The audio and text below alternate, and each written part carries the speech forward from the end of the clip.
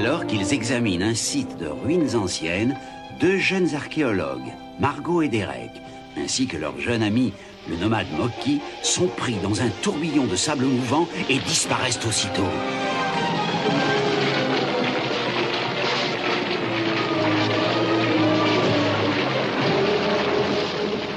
Lorsque le calme revient, ils découvrent stupéfaits qu'ils sont dans une caverne où sont entreposés des objets d'art d'une autre époque et d'une autre civilisation.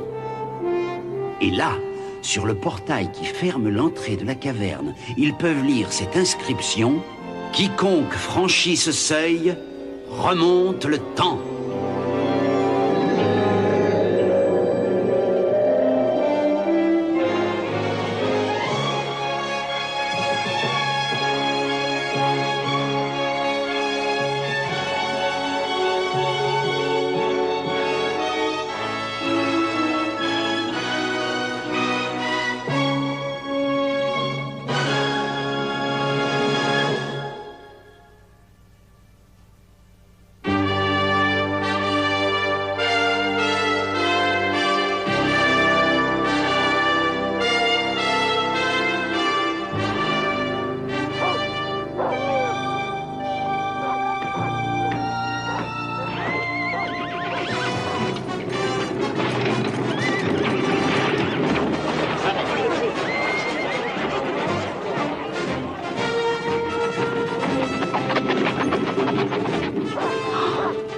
En ce temps-là, parut un édit de l'empereur Auguste. Auguste, votre illustrissime empereur, décrète que tout le monde paiera une taxe. Une taxe encore? Ces Romains veulent tout, l'argent, la terre. Qu'est-ce qu'on va devenir? C'est vrai. Silence! Tout le monde, vous y compris, bon peuple de Nazareth, devra rentrer dans sa ville natale pour s'inscrire afin de devenir citoyen officiel de l'Empire romain. Il faut partir maintenant, tous sans exception. Ceux qui ne sont pas nés ici, faites vos bagages et partez. Joseph, ce décret veut-il dire ce que je pense? J'appartiens à la famille de David, à Bethléem. Et j'ai peur que ça ne signifie... Que ça ne signifie que toi et moi, et le bébé, nous ayons un long voyage devant nous. Il faut que nous rentrions à Bethléem. Oui, ce n'est pas le moment pour toi de voyager, Marie. Tu sais que nous n'avons rien à craindre. Dieu sera toujours avec nous. Est-ce que l'ange du Seigneur n'est pas venu à nous? Oui. Il m'est apparu en songe. Joseph, fils de David, n'aie pas peur de prendre chez toi Marie, ton épouse, car ce qui a été conçu dans son ventre vient du Saint-Esprit. Elle enfantera un fils, auquel tu donneras le nom de Jésus. C'est lui qui sauvera son peuple de ses péchés.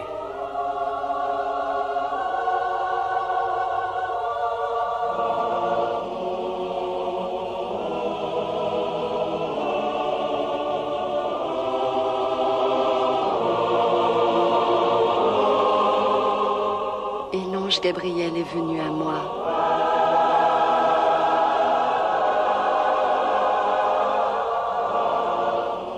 Rassure-toi, Marie, car tu as trouvé grâce auprès de Dieu. Voici que tu concevras et enfanteras un fils, et tu lui donneras le nom de Jésus. Il sera grand, et on l'appellera le Fils du Très-Haut, et son règne n'aura jamais de fin. Que Dieu soit avec toi. Béni sois-tu entre toutes les femmes. Oh. Je n'ai pas peur, Joseph. J'ai peur seulement pour toi. Je sais, mais garde la foi. Je l'ai. À Bethléem? À Bethléem.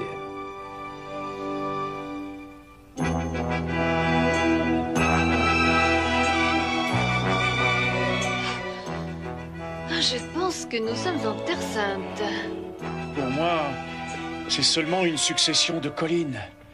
Encore des collines. En voilà une autre, et une autre, et une autre, et encore une autre. Oh, regardez! De l'eau, des arbres, une oasis. Où donc? Je ne vois rien. Là-bas, regardez! Vous la voyez? Non, je ne vois rien du tout. Moi non plus, que du sable et des rochers. Faites comme vous voulez, moi je vais me baigner. Mais il n'y a rien du tout. Il s'agit d'un mirage. Voilà ce qui se passe quand on a soif et qu'on s'expose trop longtemps au soleil, on délire. Moki, reviens! Venez donc, l'eau est bonne. Oh, où a-t-elle disparu? Mais là-bas, venez. Margot, tu ne vas pas t'y mettre aussi. Eh, mais c'est bien une oasis. Moki, reviens!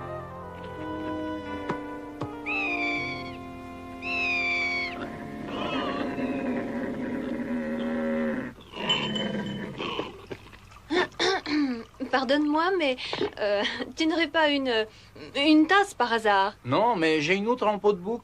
Tiens, Yasha va te montrer. Allez, à toi maintenant. Merci. Oh! Oh, désolé. Des boissons conditionnées, ça va, mais une autre... Ah là là, bonjour les dégâts. Conditionné? Laisse tomber. Vous allez tous à Jérusalem? Jérusalem?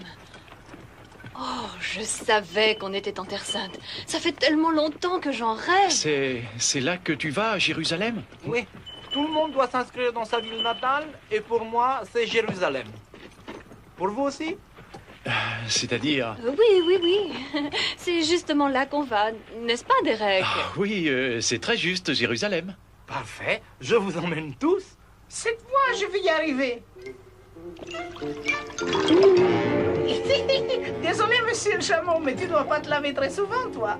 Allez, monte, Moki. C'est celui-ci qu'on prend. Et je disais ça pour rien, monsieur le chameau. D'autres aussi sont en route pour Jérusalem. Les 3 rois mages suivent la lueur d'une étoile qui brille et rayonne dans le firmament. Ce sont 3 rois en quête d'un autre roi, d'un enfant roi. We 3 kings of Orient are, bearing gifts we traverse afar, field and fountain, moor and mountain, following yonder star.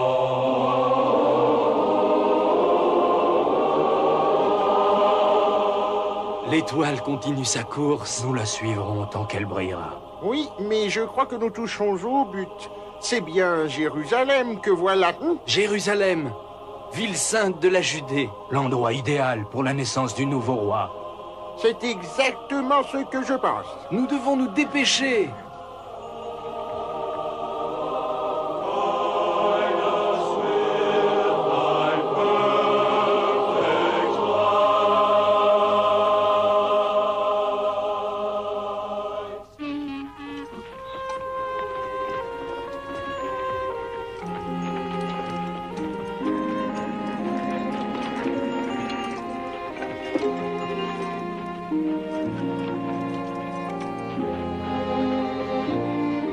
Comment te sens-tu? Je m'impatiente. Le bébé attendra que nous soyons à Bethléem. Moi, je veux bien. Les hommes savent ce que c'est qu'un accouchement. Ce n'était qu'un espoir et une prière. Je sais. Reposons-nous cette nuit. Nous serons à Bethléem demain avant le coucher du soleil. Demain.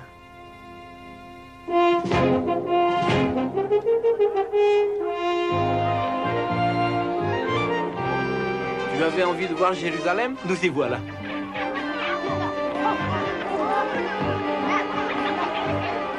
Qu'est-ce qu'on verra d'abord? Tout. Comment on fait pour tenir sur un chameau? C'est facile. Facile à dire. Regardez-moi ça, quelle couleur! Quel parfum! Oh, et ça! Elle te plaît, ma Jérusalem, on dirait. Oh oui! Oh, regardez ces bijoux et ces habits! Viens avec moi, Moki. Allons voir ce qui attire cette foule. D'accord. Nous vous le demandons à nouveau. Y a-t-il ici un nouveau roi? Un nouveau roi? Mais qu'est-ce qu'il raconte? Un nouveau roi? L'idée me plaît assez, mais on a Hérode sur le dos. Quoi? Qui a dit ça? Qui ose insulter Hérode? Je n'en sais rien. Non, bah moi j'ai rien entendu. Hein. Alors, il n'y a pas d'enfant roi ici à Jérusalem. Je m'appelle Élie, et je suis le grand prêtre d'Hérode. En tant que tel, je puis vous assurer, honorable visiteur, qu'il n'existe qu'un roi chez nous. Et ce roi, c'est le roi Hérode. Mais les prophéties et l'étoile, nous étions sûrs que le nouveau roi, le Messie, allait naître ici, à Jérusalem. Va voir le roi. Dis-lui que j'ai du nouveau. Les prophéties, vous dites? Bien entendu, nous sommes au courant et elles pourraient s'accomplir un jour.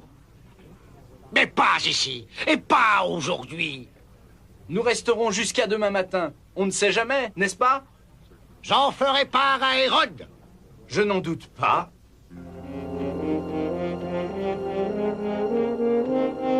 Qu'est-ce que c'est que cette histoire? Je vais trouver Margot. Je n'en suis pas sûr, mais je commence à avoir un pressentiment extraordinaire. Moi aussi. Et ça s'appelle la faim. Oh, regarde-moi ces melons. Toi, là, tu veux m'aider à charger la charrette? Après, tu te serviras. Oh, je peux avoir les melons d'abord? Non. Ils sont bien mûrs? Va voir toi-même. Aïe! Voilà la part que tu auras. Et maintenant, au boulot. Ils sont riches, sire. Ce sont 3 hommes importants, cela ne fait aucun doute. Et ils ont ressorti cette idée d'un nouveau roi. Voilà qui est bien joué. Merci, sire. Ce n'était pas à toi que je parlais, mais aux singes.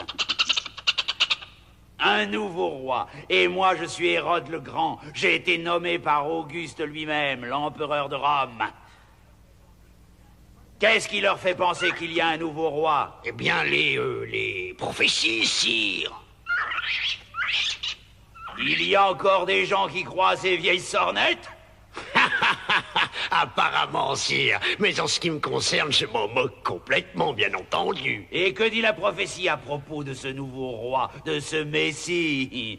D'où viendra-t-il? Ma foi, on dit qu'il doit naître à Bethléem. Bethléem? Va me trouver ces riches voyageurs, Élie, et dis-leur que le roi Hérode voudrait les voir. Emmène Quintus avec toi. Sire? Je vais me débarrasser d'eux en les envoyant à Bethléem. Va! Bien raisonné, Majesté. Oui, je sais. Quand ce ne sont pas les Romains, c'est mon grand prêtre. Hein, un nouveau roi. Ah, c'est moi, Hérode, le seul roi des Juifs. S'il y a réellement un enfant roi, je t'assure qu'il ne vivra pas longtemps.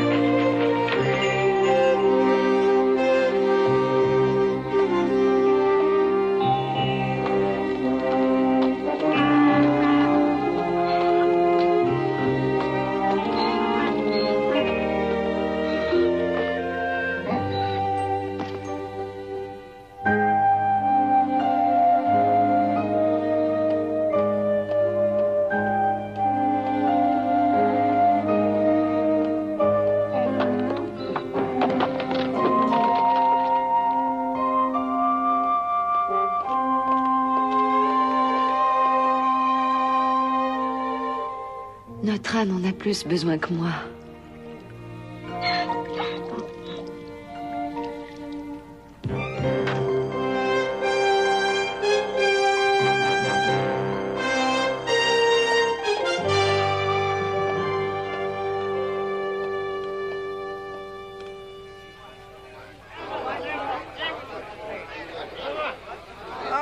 Plus qu'un melon. Ensuite, j'ai fini. Hé, attends un peu, je ne sais pas si... C'est bien ce que je disais, j'ai fini. Misérable! petit garnement! Hé! On sait. Ce n'est pas ma faute. C'est toujours pareil. C'est vrai en plus, la charrette n'était pas assez solide et les melons étaient trop gros. Attention, je crois qu'il est temps de filer. Cette étoile que vous affirmez suivre, où donc pourrais-je la voir ce soir? Nous l'ignorons. Le ciel a été couvert au cours de ces dernières nuits. Mais elle devait nous mener à cette ville sainte. La prophétie d'un enfant roi est très claire. Ah oui, bien sûr, je sais, mais elle n'a pas spécifié Jérusalem dans mon souvenir. Le nouveau roi devait naître à Bethléem. Oui, Bethléem, voilà, c'est bien ça. Je connais cette ville. Quelle heureuse coïncidence! Vite, allez-y, sans tarder, allez voir la prophétie s'accomplir. Pour vénérer l'enfant Christ, l'enfant roi d'Israël, nous partons sans plus attendre. Oui, mais je vous demanderai un petit service. Quand vous trouverez l'enfant, faites-le moi savoir tout de suite, afin que j'aille moi aussi lui rendre hommage. Comptez sur nous, roi Hérode. Nous n'oublierons jamais votre bienveillance. Élie, que Quintus et ses gardes romains les suivent avec discrétion et qu'ils me tiennent informé directement. À vos ordres, Majesté. Affaire réglée, une fois pour toutes.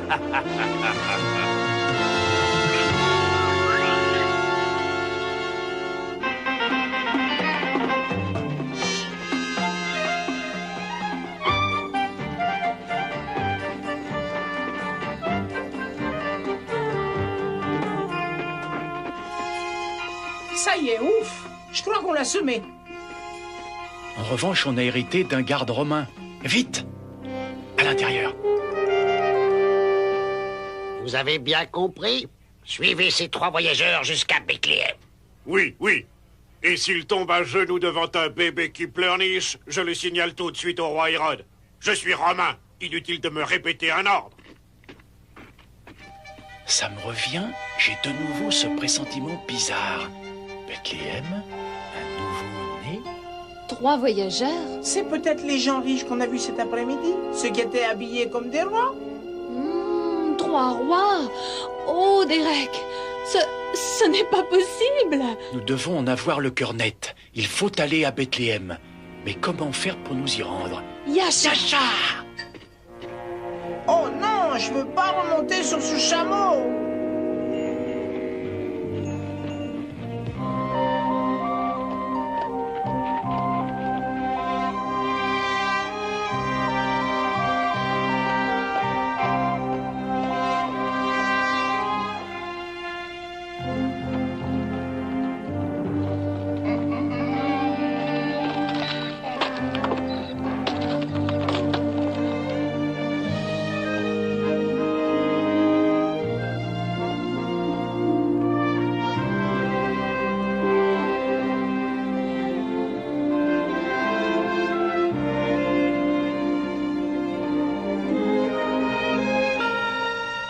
Voilà, nous y sommes.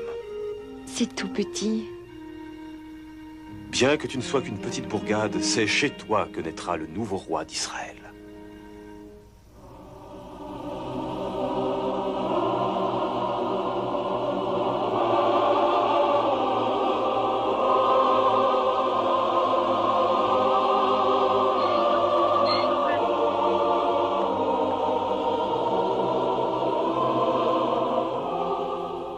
Je crois qu'il faut faire vite. D'accord. Allez, en avant. Allez. Courage, Marie. Tout ira bien.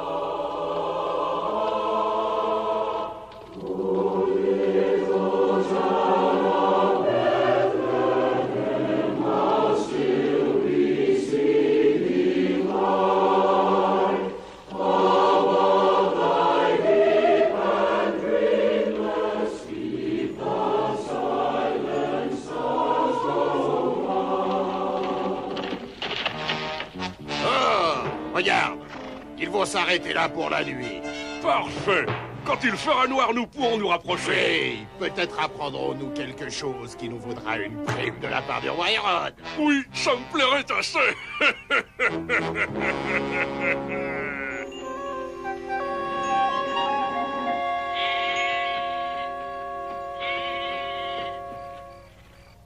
Non, non, non, non. Croyez-moi, il n'y a plus de chambre. Est-ce que j'ai l'air d'un homme riche qui peut refuser de l'argent, dites-moi? J'ai besoin de votre argent, je serais ravi de le prendre, mais je n'ai plus de chambre. C'est complet partout, dans tout Bethléem.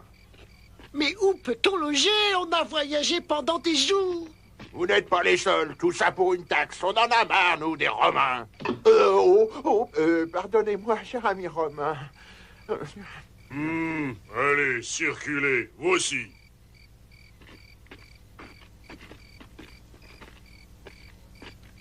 Ouf. Oh non. Non, ne me demandez pas de chambre. Il n'y en a plus. Plus une seule, nulle part. Nous n'avons pas besoin d'une chambre, juste d'un coin où ma femme puisse s'allonger. Je suis désolé. Je comprends. Nous trouverons bien quelque chose, quelque part. Viens, Joseph.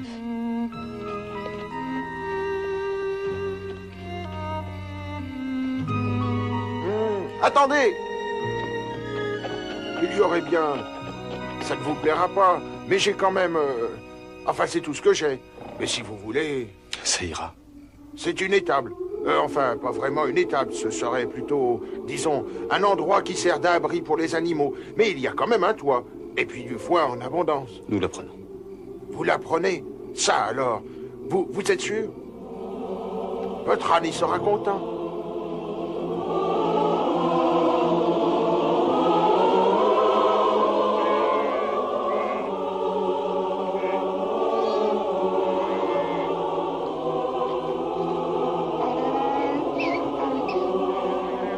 Je vous l'avais dit que votre âne serait content. J'ai trouvé des couvertures et aussi des langes pour le cas où l'heureux événement surviendrait cette nuit. Vous êtes bien aimable. Si je puis vous aider en quoi que ce soit? Nous vous sommes très reconnaissants. Eh bien, bonne nuit. Oh oui, ce sera une très bonne nuit. Ce sera une belle nuit.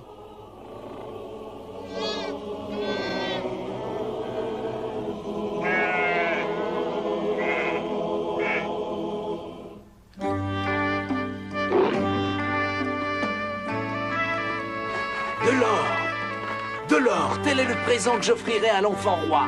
Cet encens est un des parfums les plus précieux de mon pays. Je le lui donnerai. J'offrirai à l'enfant roi l'encens le plus rare au monde, la myrrhe. Mais en réalité, ce sera lui, le nouveau roi, qui sera un cadeau pour nous tous.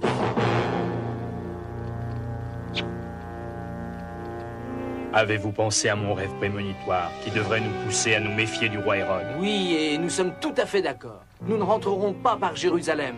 Et nous ne dirons rien à Hérode au sujet de l'enfant. On ne saurait trop se méfier d'un tel homme.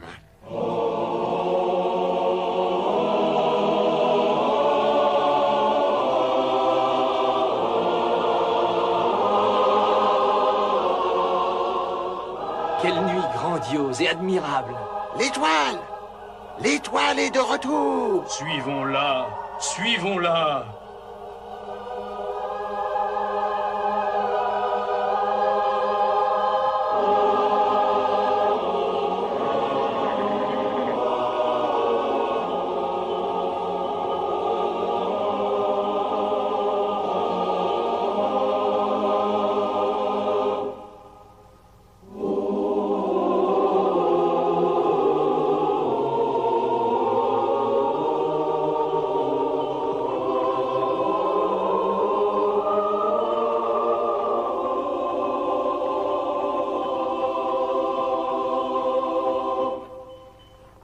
Regardez, là.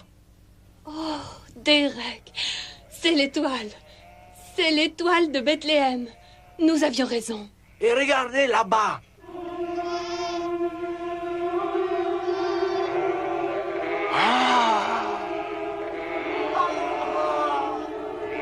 Allez, avancez! Plus vite, allez! Ce sont mes amis. Je dois les rejoindre.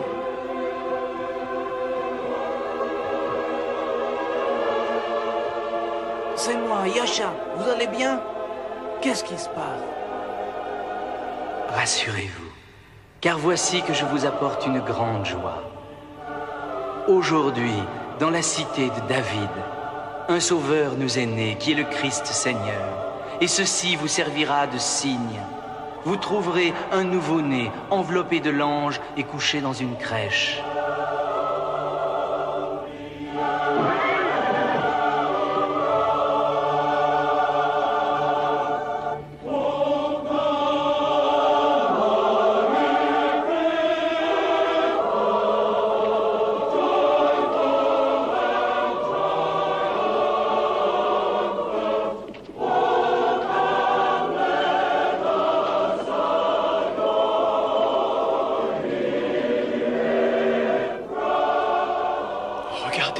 Des soldats romains. Plus vite, plus vite! Mais ils vont dans la mauvaise direction! Ils retournent à Jérusalem. Il faut les arrêter. Les arrêter? Comment? Et pourquoi? Parce que le roi Hérode ne permettra pas que cet enfant vive. Tu veux dire qu'il va le tuer? Oui. Hérode a peur de lui. Cet enfant est le nouveau roi d'Israël. Le Messie. Il faut faire quelque chose. Suivez-moi. Non, Derek, arrête. Laisse-les informer Hérode, c'est sans importance. Quoi? Tu ne te rappelles pas? La Bible dit qu'un ange apparaîtra à Joseph et l'avertira. Alors lui et Marie et l'enfant s'enfuiront et atteindront sains et saufs l'Égypte. Oh, ça alors? Oui, c'est vrai. Oui, c'est évident. Marie? Joseph? L'étoile? Nous sommes à Bethléem? Ah, le Messie! Alors ça veut dire que ce soir, maintenant? Oui, ce soir, c'est Noël, Moki. Le premier de tous les Noëls.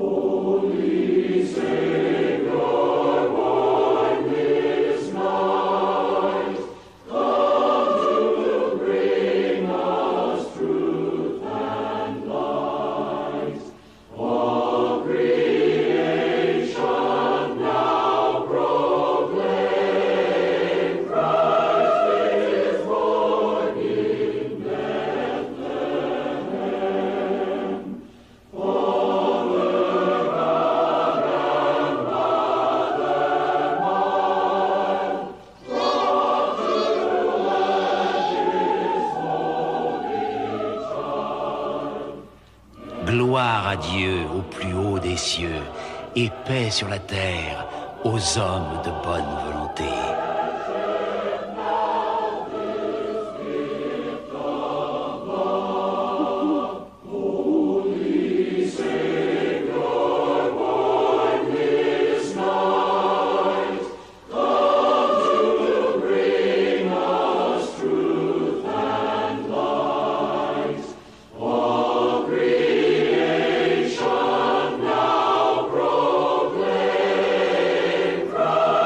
Christ is born.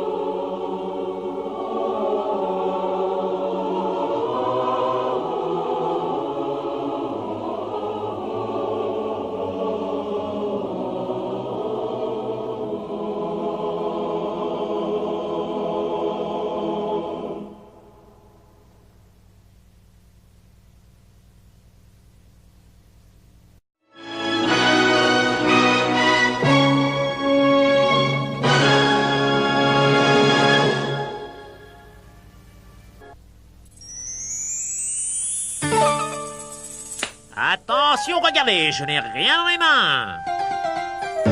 Et voilà.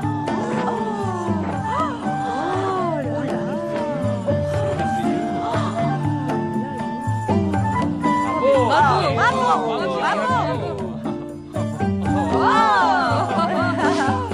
Et hop là.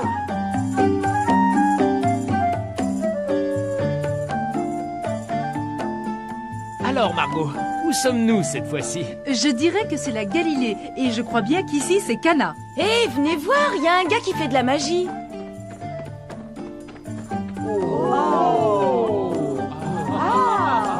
Et là, le fruit d'un de nos amis à plumes, un œuf. Abracadabra.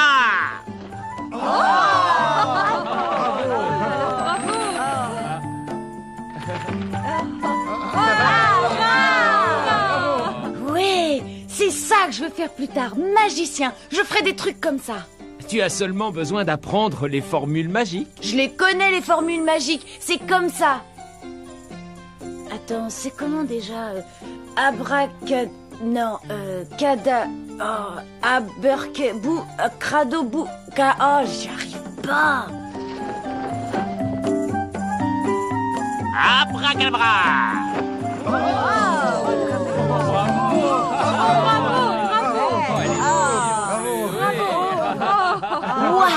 Vous avez vu ce qu'il a fait? Mais c'est un véritable miracle! Non, jeune homme, c'est de la magie.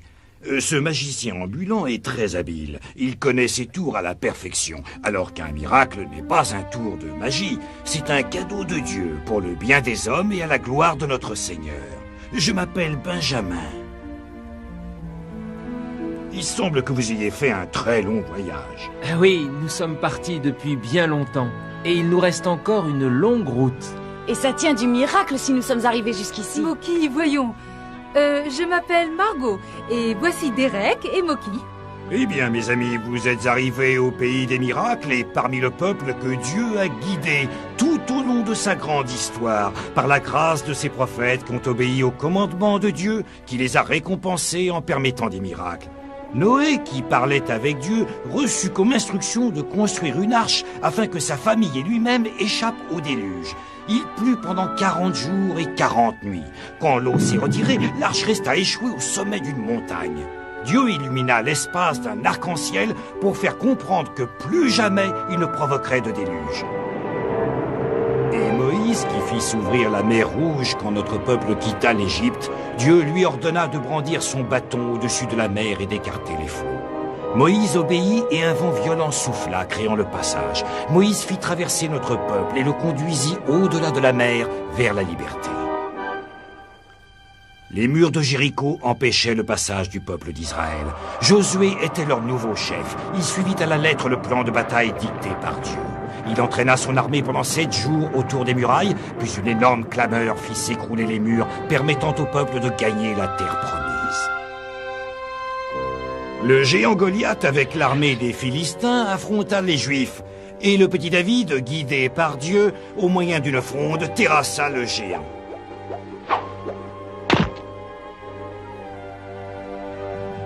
Une fois de plus, le peuple juif était sauvé.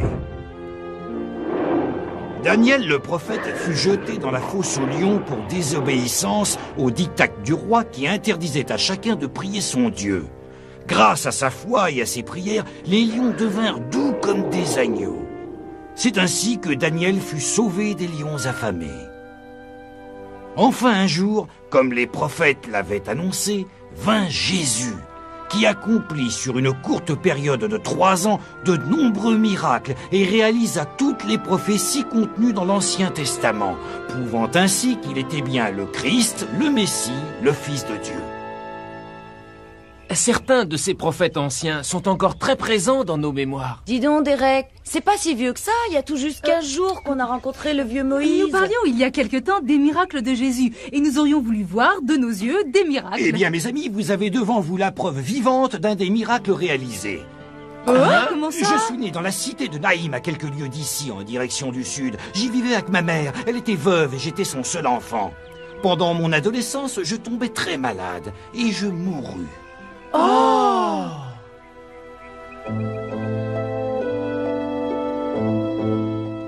me mit dans un linceul pour l'enterrement. Ma mère en pleurs et mes amis suivaient la procession. Quand le cortège atteignit les portes de la cité, Jésus s'approcha accompagné de ses disciples. Chère femme, cesse de pleurer. Je te le dis, jeune homme, lève-toi.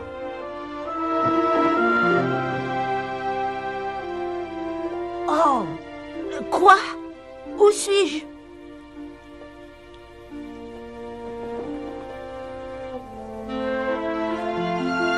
Oh, mon fils!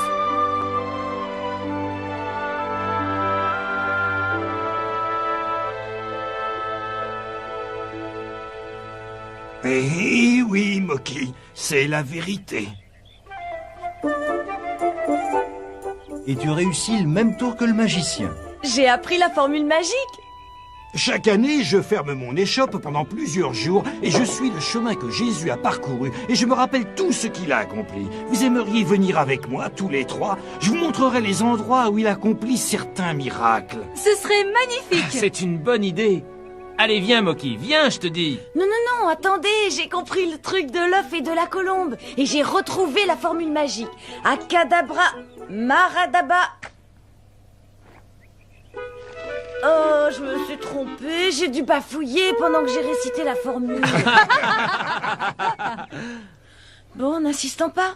Si on y allait? J'ai préparé des provisions pour le trajet. Attendez, je vais vous aider à les porter. Vous voyez cette maison là-bas? C'est ici, à Cana, que Jésus accomplit son premier miracle. On célébrait une noce.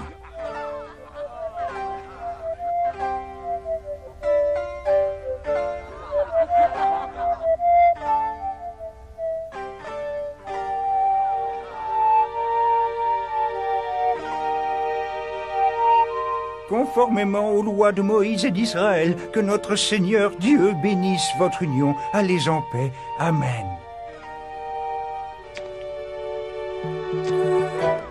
La mère de Jésus, Marie, était au service. Elle s'occupait en particulier de servir à boire aux invités. Fils, la fête n'est pas terminée et nous n'avons plus de vin. Chère mère, que souhaitez-vous que je fasse? J'aimerais pouvoir vous aider. Faites exactement ce qu'il vous dira. Remplissez les cruches avec de l'eau.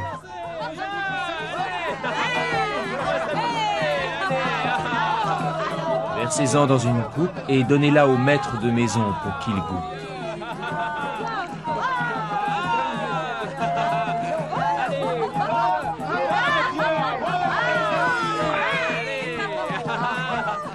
Dans les autres noces, on sert le meilleur vin en premier, mais vous nous avez gardé le meilleur pour la fin.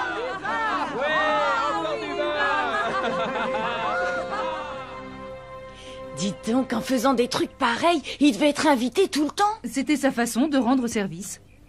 Il accomplissait ses miracles pour deux raisons, Margot. Tout d'abord, il ne pouvait rien refuser à sa mère. Ensuite, et c'est ce qui est important, cela augmentait la foi de ses disciples en son pouvoir. Je suis sûre que je peux réussir le tour de l'œuf et du pigeon. Regardez. Kadaroni Radaka. Non, c'est pas ça. Bao, padaboum, boum.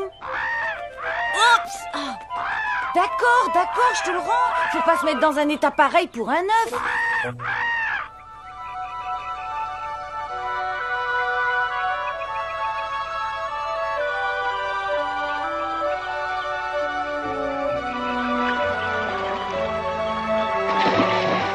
Voici le lac de Génézareth. Reposons-nous un moment.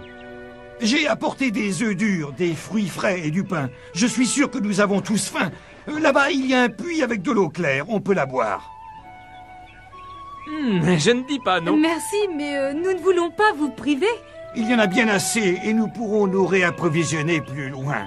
Je vais demander aux pêcheurs qui viennent d'accoster quel est le poisson du jour. Peut-être qu'ils pourraient nous en donner quelques-uns.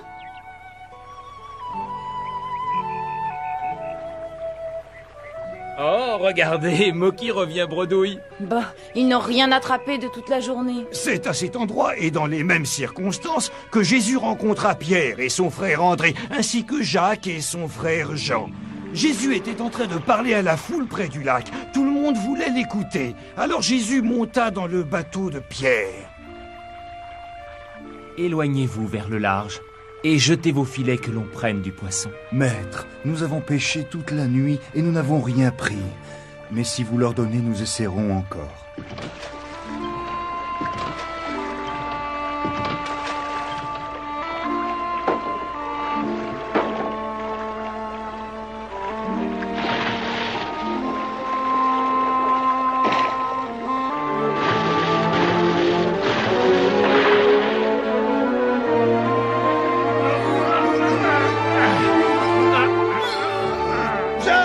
Jean, venez m'aider.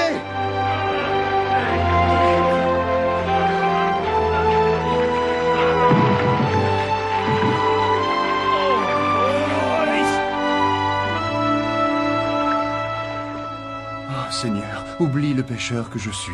Mes fautes sont trop grandes. Je ne suis qu'un pauvre homme. Je ne suis pas digne de ta présence. Oh Pierre, tu n'as pas à avoir peur. Tu vas me suivre et tu deviendras avec tes frères un pêcheur d'âmes. Ainsi, Pierre, André, Jacques et Jean devinrent ses disciples. Oui, ils abandonnèrent leur métier pour accompagner Jésus. Ils ont abandonné les poissons? Exactement, Moki. Je crois qu'ils étaient les seuls à savoir que c'était un miracle. La population sur les bords du lac a pensé qu'ils étaient chanceux. Et les potes, regardez! Cette fois, je la connais, la formule magique. La fin, c'est la fin. Un œuf est un œuf. Je vais faire disparaître par magie cet œuf. Et voilà, je pense que l'on peut dire que l'œuf a disparu. Nous arrivons à Capharnaüm. Vous voyez là devant la garnison romaine, Jésus a accompli un merveilleux miracle ici. La nouvelle de ses exploits s'était répandue à travers le pays.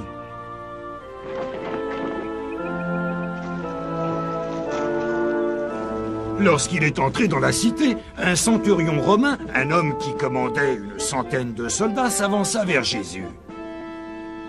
Excuse-moi, rabbin, avec le respect que je te dois, accorde-moi une faveur. Mon serviteur que j'aime comme un fils est très malade. Si tu voulais bien lui dire quelques mots, tu pourrais sûrement lui sauver la vie. Amène-moi à lui. Maître, je ne suis pas digne que tu entres dans ma maison. Je commande une section de 100 hommes. Si je donne un ordre à un de mes soldats, je sais qu'il sera exécuté. Si je dis à un autre « va te battre », je sais qu'il ira, il obéira au doigt et à l'œil. Je n'ai pas besoin de vérifier. Je sais qu'il suffit que vous disiez ce qu'il faut. Et mon serviteur sera guéri. Je n'ai jamais rencontré tant de foi parmi les enfants d'Israël. Rentre chez toi. Ne t'inquiète pas, ta foi a sauvé ton serviteur. Chef! Votre serviteur va mieux! La fièvre a disparu! Il est guéri!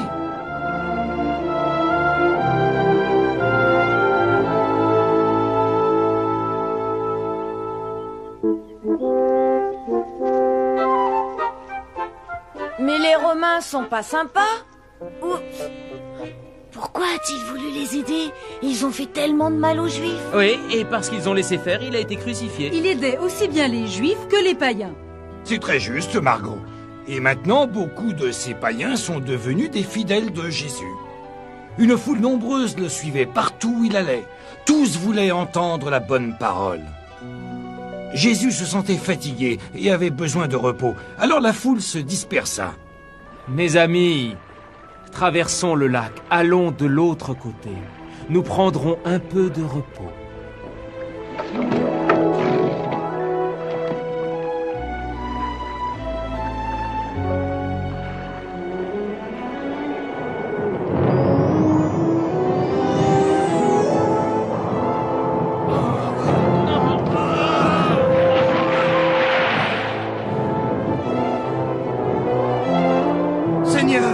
Seigneur, réveille-toi! Nous allons couler! Nous laisseras-tu périr dans cette tempête? De quoi avez-vous peur, mes amis? La foi vous a-t-elle quitté?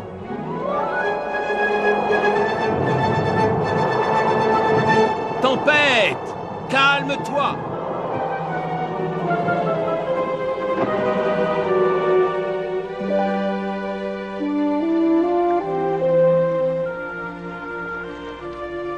Quelle sorte d'homme est-il donc? Même le vent, la mer, la tempête lui obéissent.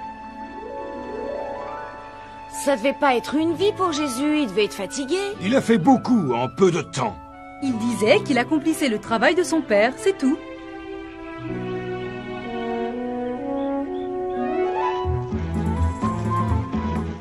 Nous arrivons à Bethsaïda, Julia, une ville de païens.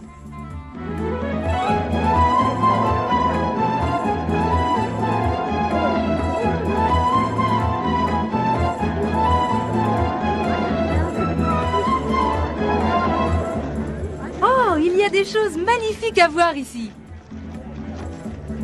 Ouais. Je dirais même plus, 2 très jolies choses. Hé hé hé, pas mal, elles sont pas mal du tout.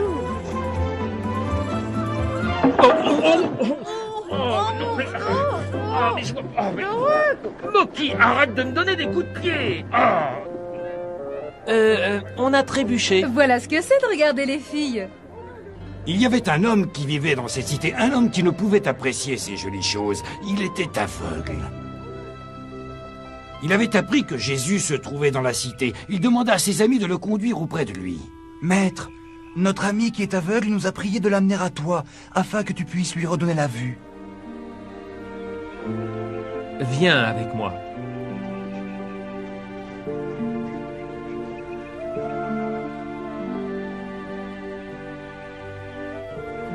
Tes yeux voient-ils?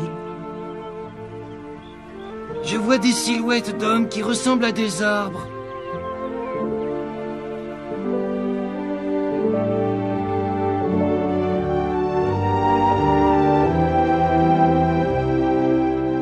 Ça y est, je vois, je peux voir. Maître, maître! Rentre chez toi et ne dis à personne ce que je viens de faire pour toi. Ça restera un secret.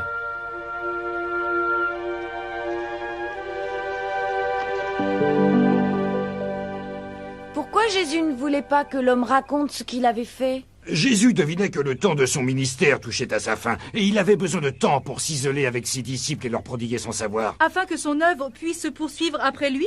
Ça ne devait pas être simple de garder un tel secret. En effet, Derek, l'attention de tous avait été attirée par les miracles qu'il avait accomplis à travers le pays, et de nombreux fidèles le suivaient. Jésus et ses disciples se retirèrent dans une contrée sauvage, loin de tous, pensait-il.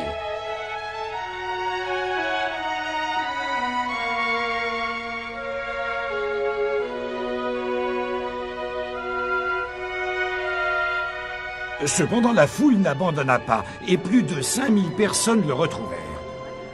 Je vais leur demander de s'éloigner. Non, ce sont des agneaux. Ils ont besoin d'un berger.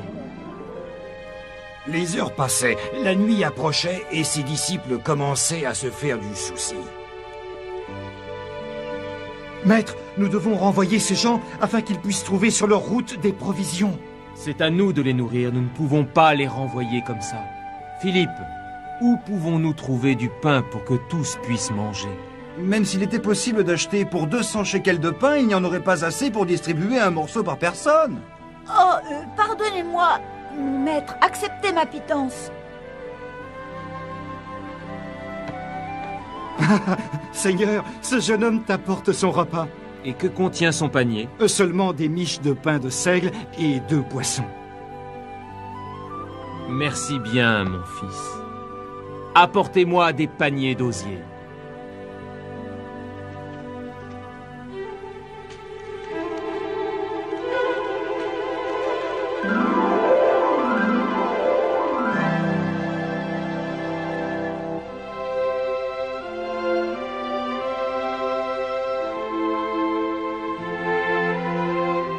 Et maintenant, mes amis, nous pouvons nourrir toute la foule.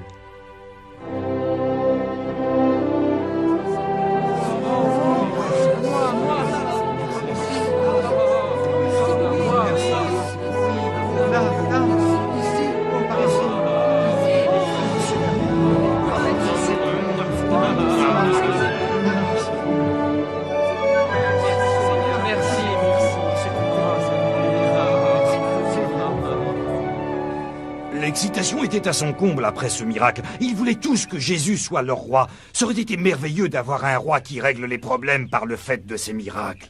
Hé, C'était une chouette idée. Toi, ça t'aurait bien arrangé, hein, Moki? Mais rappelez-vous, il a dit que son royaume n'était pas sur terre, c'était le royaume des cieux.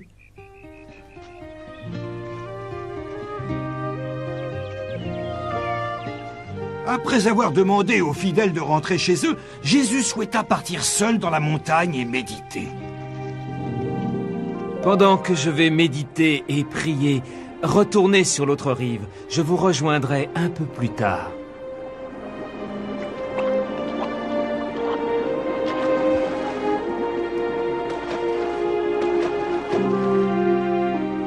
Jésus resta seul et pria pendant plusieurs heures. Comme il redescendait de la montagne, il vit que le vent rendait la navigation impossible. Ses disciples ramaient depuis des heures et pourtant ils n'avançaient pas. Il décida de leur venir en aide.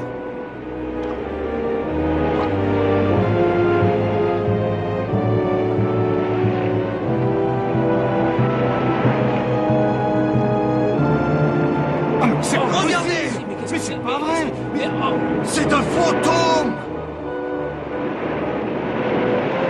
Réjouissez-vous. N'ayez pas peur. Ce n'est que moi.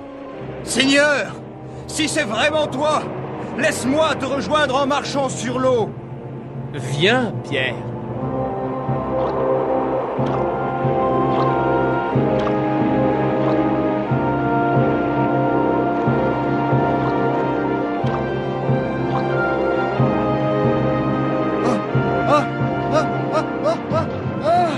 Seigneur, ne m'abandonne pas. Oh, homme de peu de foi, pourquoi doutes-tu?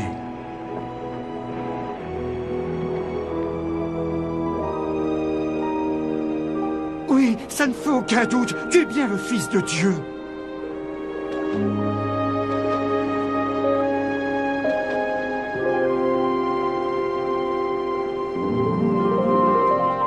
La mer de Galilée est magnifique et tellement calme. Je peux imaginer Jésus marchant sur l'eau devant moi. Ce Jésus, il savait régler les problèmes. Pierre était pas mal, non? Jusqu'à ce que le doute affaiblisse sa foi. Exactement, Derek. Il y aura toujours ceux qui laisseront le doute détruire leur foi et les empêcher d'accéder aux plus grandes bénédictions. Dieu aime ses enfants. Eh bien, mes jeunes amis, si nous voulons mettre nos pas dans ceux de Jésus, mieux vaudrait nous mettre en route. Le chemin est encore long.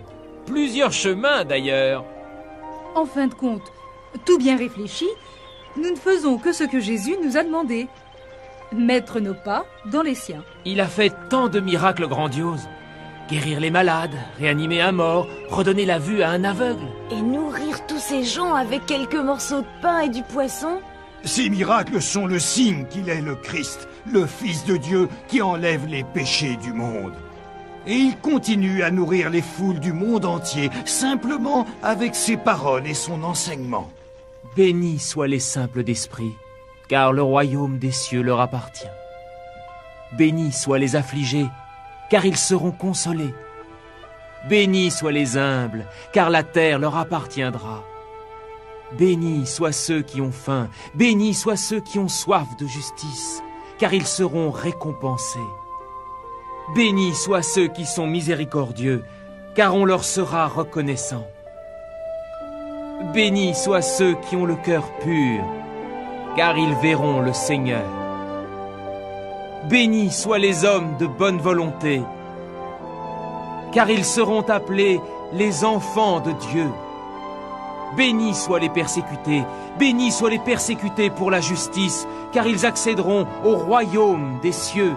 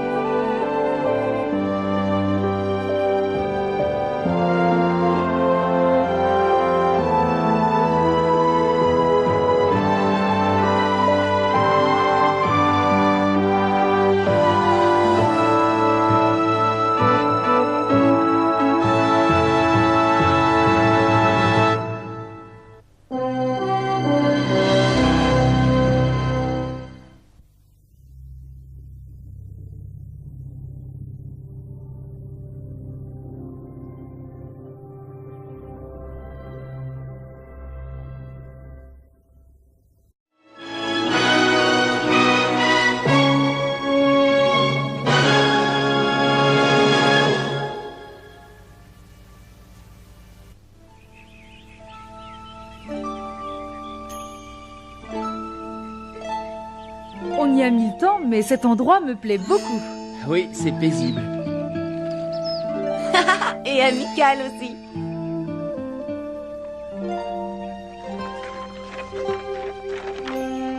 Hé, mais t'en vas pas? Oh. Qu'est-ce que c'est que ce machin? D'où ça peut venir? Ça ressemble à du papyrus. Il y a des choses écrites. On dirait que c'est tombé d'en haut. On devrait le rapporter. Oui, on pourra peut-être nous dire dans quel pays on se trouve. Et à quelle époque?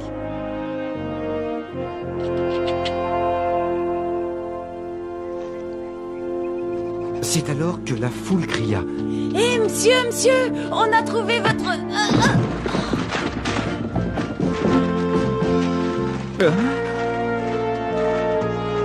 Là, il y en a encore. J'en ai un. Oups. Et en voilà un autre. On a trouvé votre rouleau. Lui, c'est Moki, mais on le surnomme aussi la gaffe. Toutes mes excuses. Il ne vous manque rien, vous en êtes sûr? Oh oui, Moki, merci. Je vous en prie, asseyez-vous. Je suis Derek, et voici Margot. Mon nom est Marc. Je vous avoue que j'ai eu très peur. J'ai écrit ces notes d'après des conversations avec Pierre lui-même.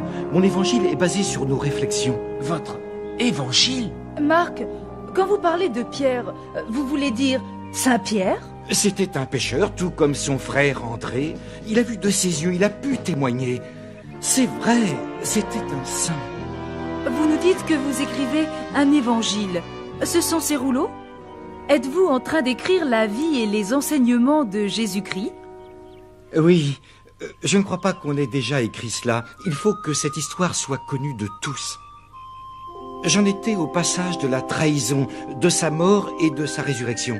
Mais c'est toute l'histoire de Pâques. C'est la raison de ma présence au jardin de Gethsémani, y chercher l'inspiration. Ici, c'est le jardin de Gethsémani? Le jardin où Jésus a prié toute la nuit qui a précédé son... Oui, et cette cité, c'est Jérusalem. Ça n'a presque pas changé depuis 35 ans, quand ces événements se sont passés. Marc, voudriez-vous nous raconter ce que vous écrivez, s'il vous plaît? Eh bien, ce que je relate en ce moment, ce sont les événements de la fin de sa vie. Ça se passait un dimanche. Il faisait très beau. Jésus envoyait un de ses disciples chercher un âne pour entrer dans la cité. En voilà un. Juste où il a dit qu'on le trouverait. À quoi t'attendais-tu, Jacques? À ce que les prédictions de Jésus soient justes sur tout, sauf sur un âne? Dites donc, vous là-bas, qu'est-ce que vous faites?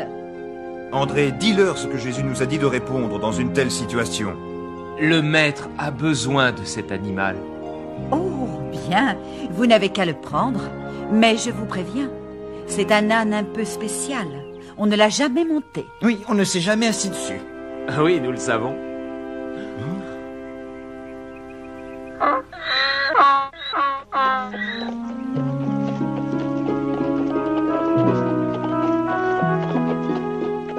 Comme Jésus approchait de Jérusalem, la cité paraissait se préparer à une grande fête. La foule se rassemblait dans les rues et était de plus en plus dense. Le voilà! Il arrive! Il arrive! Oh, c'est bien lui! Qu'y a-t-il? Que se passe-t-il? Mais qui donc est arrivé? Ah, c'est le prophète Jésus! Jésus de Nazareth, l'homme qui a fait tant de miracles, celui qui a changé l'eau en vin. Celui de la pêche miraculeuse qui a nourri toute une foule avec quelques bouts de pain et de poisson. Certains disent qu'il est le Fils de Dieu. Le Fils de Dieu? Béni soit le roi qui se présente au nom de notre Seigneur. Paix dans le ciel! Gloire au plus haut des cieux!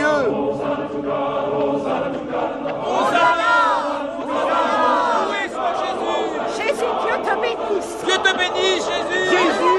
Hosanna. Bénis-nous, Jésus!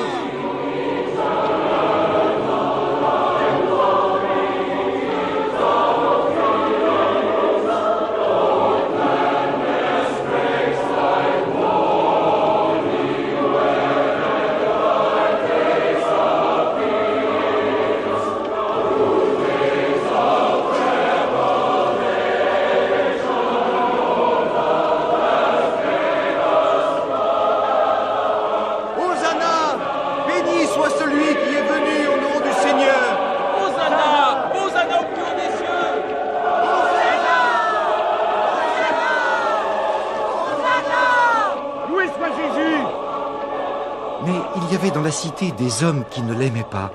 Ils le redoutaient, des prêtres, des politiciens, des hommes très puissants. Cette popularité me déplaît au plus haut point. J'ai entendu certains l'appeler le fils de Dieu. Tu es un prêtre, Belak. Ce que tu dis va à l'encontre de tes sermons. Oui, mais regarde l'excitation de la foule. Il remporte un triomphe, Zénel. La population l'admire. Il croit en ses moindres paroles. Le peuple, on le manipule comme on veut, particulièrement celui que tu sais. Le grand prêtre en personne, Caïphe. Nous devrions nous renseigner sur cet homme qui provoque le blasphème et crée le désordre et l'agitation dans nos rues. Oui, tu as raison.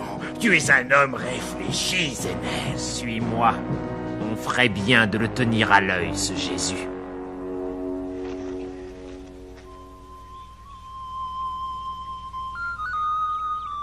Qu'est-ce qu'ils vont faire, ces deux-là? Ils s'attendaient à ce que Jésus fasse quelque chose qui mécontenterait les hautes autorités religieuses de la cité, et le lendemain, c'est exactement ce qui se produisit. En ce temps-là, la plupart des activités telles que les achats, les ventes et les prêts d'argent se faisaient dans le bâtiment le plus important de Jérusalem, la maison de la prière. Le lendemain matin, les pires craintes des hommes au pouvoir étaient fondées.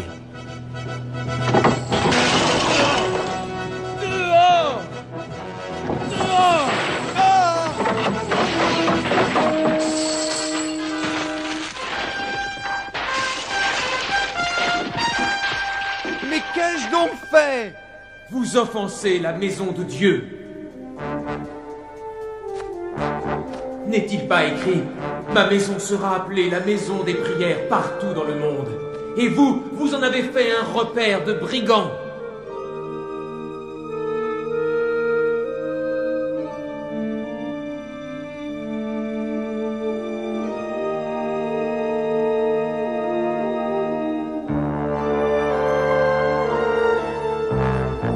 N'avais-je pas raison, Caïphe? N'avons-nous pas bien fait de te mettre en garde, ô noble grand prêtre? La population est attirée par ces idées nouvelles. Blasphématoires, ces idées qu'il leur énonce. Ses partisans sont de plus en plus nombreux. Nous devons faire quelque chose. C'est trop tôt. Pas maintenant. Après que la Pâque ait été célébrée, nous y verrons un peu plus clair.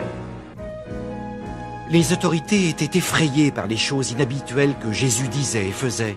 Ils étaient jaloux et en colère. Ils commencèrent à chercher un moyen de se débarrasser de lui. 2 jours après avoir chassé les marchands du temple, Jésus dînait dans une petite maison de Béthanie, un peu en dehors de Jérusalem. Merci pour ce repas, Simon. Sont-ils nombreux à venir me voir aujourd'hui? Oui, tous les paysans des alentours savent que vous êtes ici. J'ai des craintes, mon maître. Les chefs de Jérusalem surveillent vos faits et gestes. Oui, on l'a entendu dire. Des rumeurs circulent. Judas l'a dit. Les pharisiens ont donné l'ordre que quiconque doit signaler où vous êtes. Devons-nous partir? Non, ils sont trop nombreux à vouloir me voir.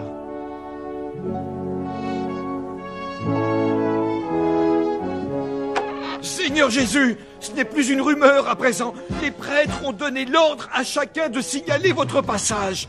En échange d'une récompense, vous devez vous en aller, le plus tôt sera le mieux. Allons, prenons nos manteaux. Dépêchez-vous, Jésus.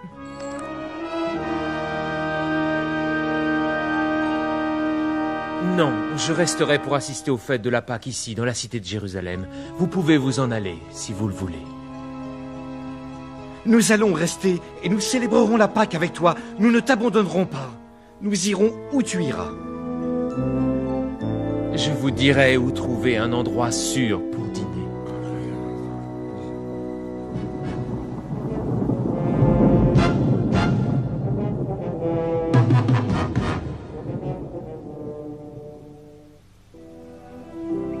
Jésus envoya 2 de ses disciples dans la cité et leur dit de chercher un homme portant une cruche d'eau et de le suivre.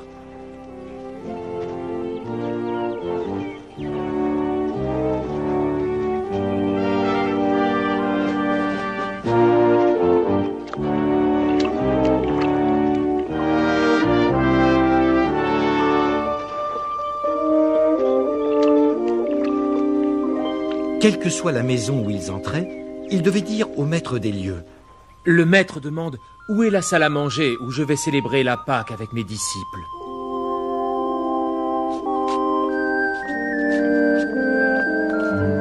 Jésus avait souhaité que soit réservée une grande salle où tout serait déjà préparé. Tout était fait comme il l'avait souhaité. À la tombée de la nuit, Jésus arriva dans la cité avec ses 12 disciples. Ils s'installèrent et mangèrent.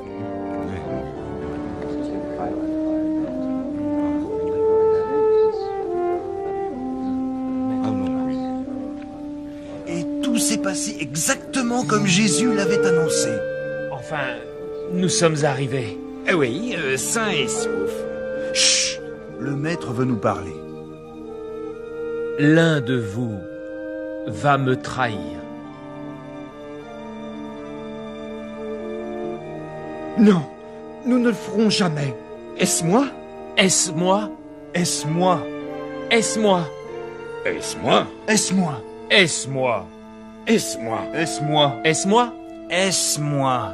C'est l'un des 12 à cette table qui trempera son pain dans ce bol avec moi. Prenez et mangez. Ceci est mon corps.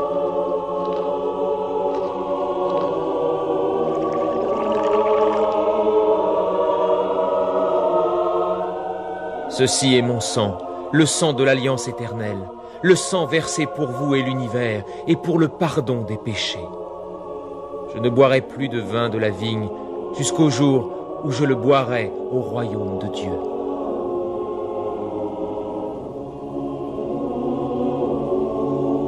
Amen. Après cette cérémonie qui fut la première communion, Jésus emmena les 12 disciples au mont des Oliviers.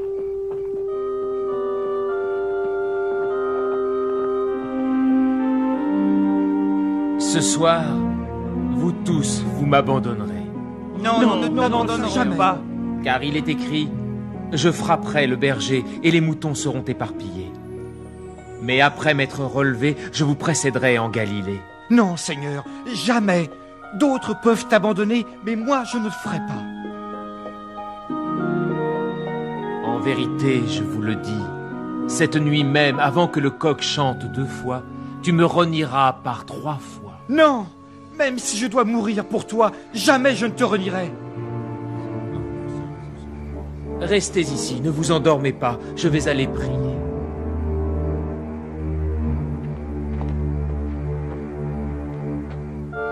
S'il vous plaît, je souffre dans mon cœur et dans mon âme. Restez ici. Attendez-moi, je vais prier.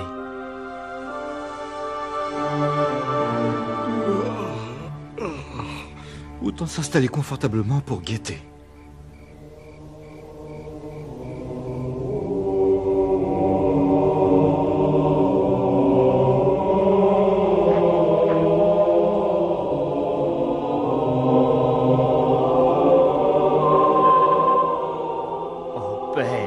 Toi à qui rien n'est impossible, épargne-moi ce châtiment.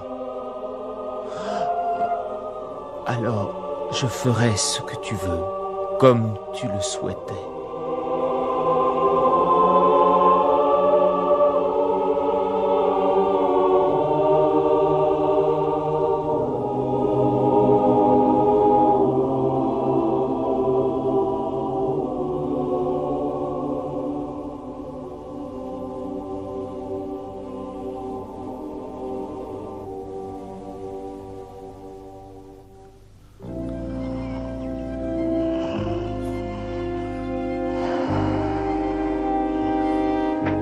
Moki, Quoi? C'est pas moi qui ai fait ça. tu n'as pas fait quoi? Rien, lui, pas rien du tout. À quoi tu penses? Mais c'est pas moi. C'est simplement une question d'éducation. Aucun respect pour Marc et son histoire. Oh, je suis désolée, mais Mais tu étais très fatigué. Derek et Margot m'ont dit que vous veniez de loin. comme vous dites, de très très loin. Eh bien, Moki, tu as fait comme l'apôtre Pierre en personne. Il s'est endormi lui aussi au même endroit dans ce jardin, alors qu'il était supposé monter la garde près de Jésus. C'est vrai? Oui, mais quand Jésus est revenu auprès de lui après ses prières, Jésus ne lui en voulut pas. Oh Pierre, L'esprit est consentant, mais la chair est faible. Pardonne-moi. Ce n'est rien. L'heure est venue. Le Fils de l'homme a été livré aux mains des pécheurs. Non, Seigneur. Tu as dit qu'il serait ici. Où est-il donc? Parle. Dans le jardin. Suivez-moi. Celui que j'embrasserai sera celui que vous cherchez. Ainsi tu ne pourras pas te tromper. Allez, allez, dépêche-toi.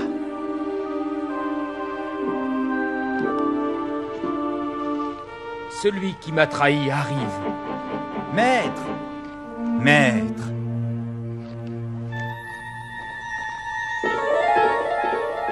Judas! Attrapez-le! Reculez! Laissez-le! Non, Pierre, lâche ton arme. Celui qui vivra par l'épée périra par l'épée. Savez-vous que je pourrais demander à Dieu de m'envoyer 12 légions d'anges pour me sauver? Mais comment les Écritures pourraient-elles se confirmer? Emmenez-le chez le grand prêtre pour le juger.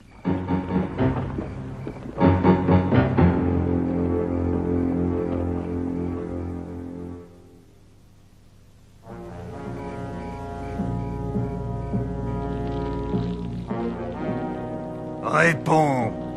Réponds! Reconnais-tu les charges qui pèsent sur toi? Dis quelque chose! Faites entrer un autre témoin. Un autre faux témoin. Oui. J'ai entendu le prisonnier dire clairement qu'il détruirait le temple que nous avons construit de nos mains, qu'il mettrait 3 jours à le détruire et qu'il en élèverait un autre sans l'aide de personne. Alors, qu'as-tu à dire à cela? Je voudrais te poser une autre question à laquelle, j'en suis sûr, tu vas répondre. Es-tu le Christ, le Fils du Tout-Puissant Dieu? Je le suis, et vous pourrez me voir assis à la droite du Tout-Puissant Dieu. Je marcherai sur les nuages et dans le ciel. Blasphème! Nous n'avons plus besoin d'autres témoins. Quel est votre verdict? Coupable! Il est coupable! Coupable! La mort! La mort! La mort!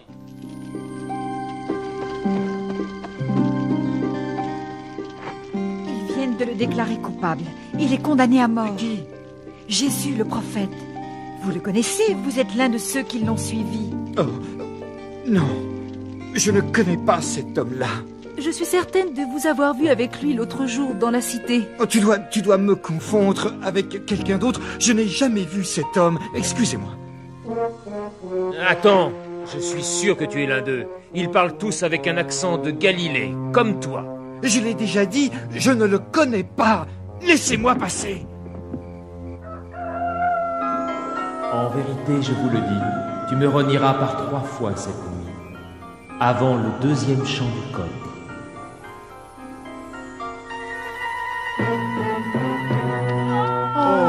Le malheureux. Oui, il venait de faire précisément ce que Jésus avait prédit. Il l'abandonnait.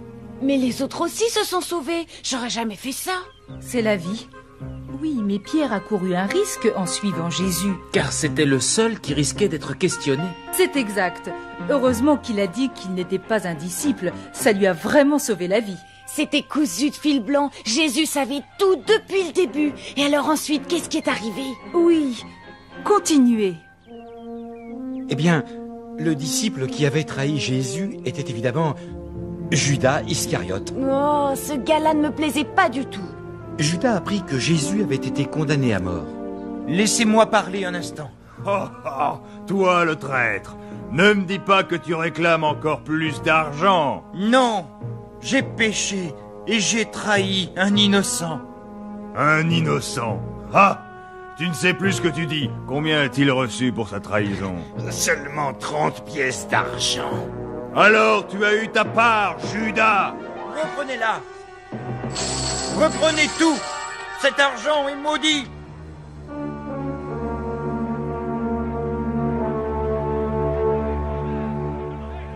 Un homme connu sous le nom de Ponce Pilate était le gouverneur romain de Jérusalem. Lui seul avait le pouvoir de commuer une sentence. Il pouvait aussi gracier. La vie terrestre de Jésus était donc entre ses faibles mains. Alors, dis-moi, es-tu bien le roi des Juifs? C'est toi qui le dis. Écoute-moi bien, as-tu bien compris de quoi on t'accuse? Comment veux-tu que je décide de ton sort?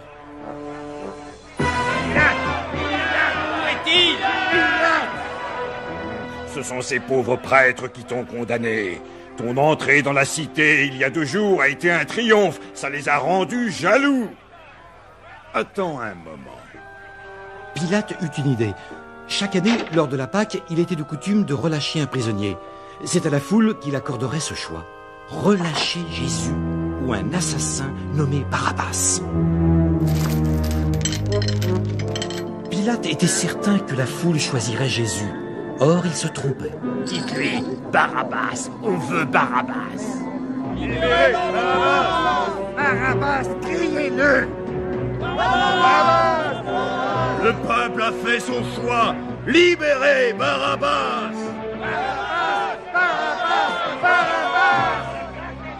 Eh bien, je m'en lave les mains.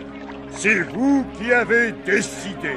Il pouvait tout changer. Pourquoi ne l'a-t-il pas fait? Il voulait donner le choix à la foule. Ça lui servait d'excuse, Derek, mais ça n'aurait rien changé.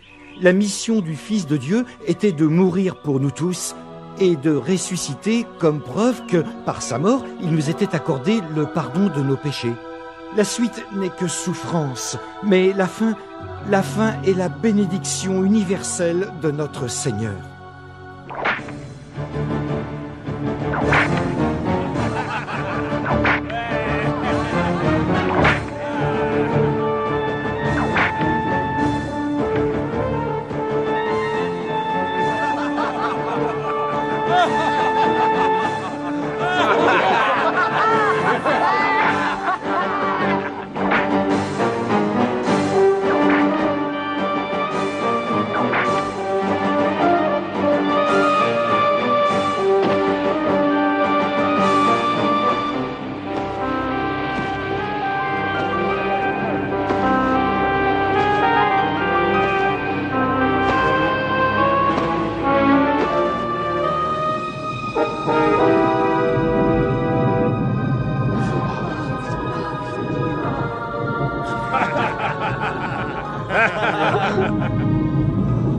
Père, pardonne-leur, car ils ne savent pas ce qu'ils font. Qui veut sa toge? On se la joue au dé? Ouais, j'ai gagné. Mon Dieu, pourquoi m'as-tu abandonné?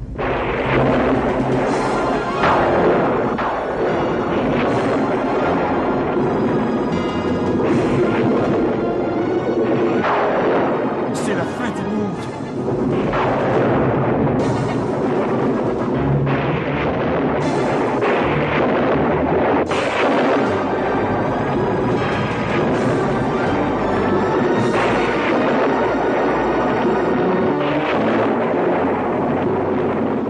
Père, entre tes mains, je remets mon esprit.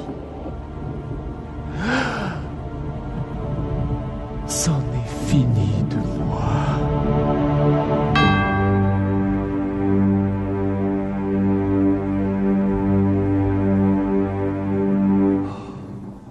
C'était vrai. Cet homme était bien le Fils de Dieu. Même maintenant, ses fidèles se recueillent sur sa tombe. Nous pensons que pendant la nuit, ils déroberont son corps et prétendront qu'il a réalisé sa prédiction. Sa prédiction est de ressusciter des morts d'ici 3 jours. Et alors? Eh bien, s'ils dérobent le corps et disent à la population qu'il est ressuscité, la déception grandira bien plus encore qu'on peut le croire. Nous devons empêcher que l'on s'approche de cet endroit. Oh, je vois. Très bien. Vous pouvez placer des gardes et sceller sa tombe.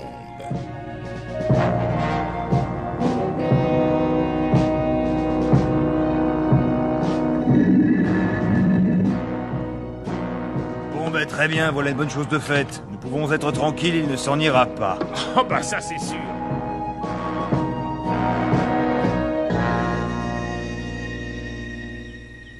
3 jours plus tard, après sabbat, 2 femmes se rendaient au crépuscule sur sa tombe. Ah! Oh!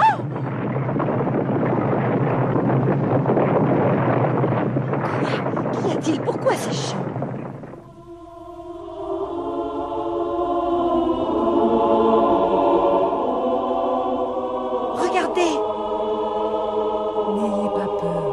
Un ange de Dieu a déplacé la pierre de la tombe, et Jésus, qui a été crucifié, n'est plus ici. Il est ressuscité. Regardez, voyez l'endroit où on l'avait déposé.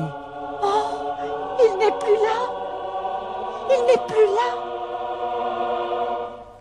Pendant les 40 jours qui suivirent, il traversa la Judée, et tout le monde le reconnut. Alléluia!